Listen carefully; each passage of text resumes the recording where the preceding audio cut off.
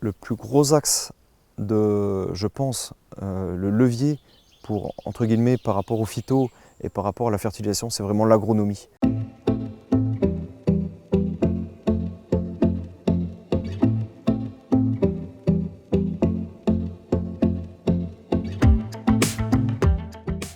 On a la chance d'avoir nos animaux qui nous produisent une déjection qui est gratuite, qui est équilibrée, qui a très peu d'impact mine de rien sur l'environnement quand les épandages sont réalisés aujourd'hui avec des matériels performants, avec une dose qui est vraiment adaptée à la culture. Sur l'accompagnement, les analyses de sol qui sont là pour nous accompagner, sur les oligos.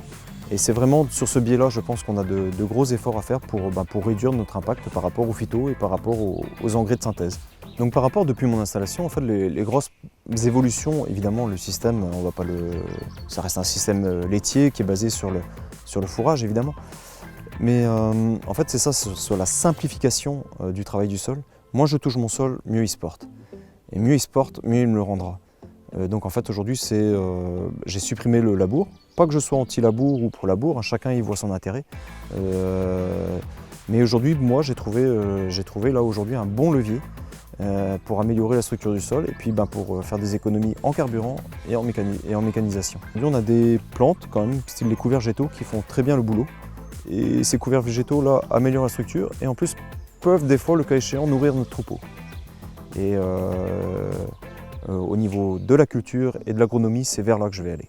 Il est vrai qu'en non-labour, la chose la plus compliquée à gérer, en effet, c'est la pression des adventices, notamment des graminées. J'essaye justement de garder mon couvert vivant le plus longtemps possible pour garder cette couverture. Mais évidemment, je ne m'interdis pas l'utilisation de désherbant total, hein, mais à des doses vraiment entre guillemets chirurgicales, et qui derrière me permet d'économiser en passage de matériel et qui derrière simplifiera beaucoup, qui pour moi c'est ça en fait le gros problème, c'est d'aller traiter ma culture de maïs, simplifiera beaucoup le désherbage de ma culture de maïs et aussi pour les cultures qui viennent après.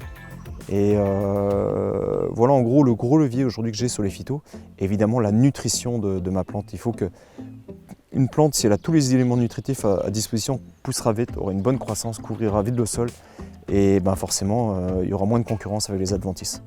Donc par rapport à la charge de travail, évidemment, mon métier, mon revenu passe par l'élevage.